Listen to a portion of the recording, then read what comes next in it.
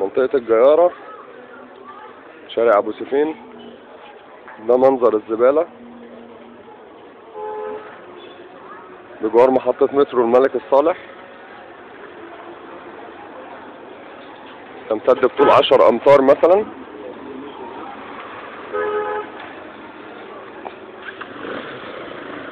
ادي محطة المترو. والمحافظ يا حضرات ولا هنا، المحافظ اللي قالك هفسخ العقود بتاعة شركات النظافة.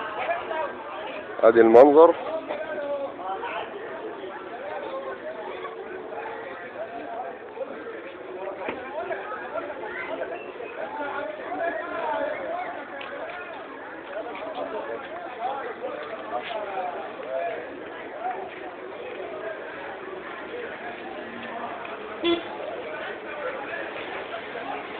ده مدخل محطة المترو الأولاني،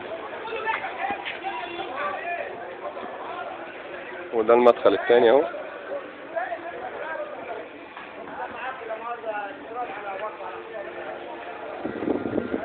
وظاهرة غير بيئية بالمرة. قناة الشارع المصري تحييكم لحسن متابعتكم. شكرا.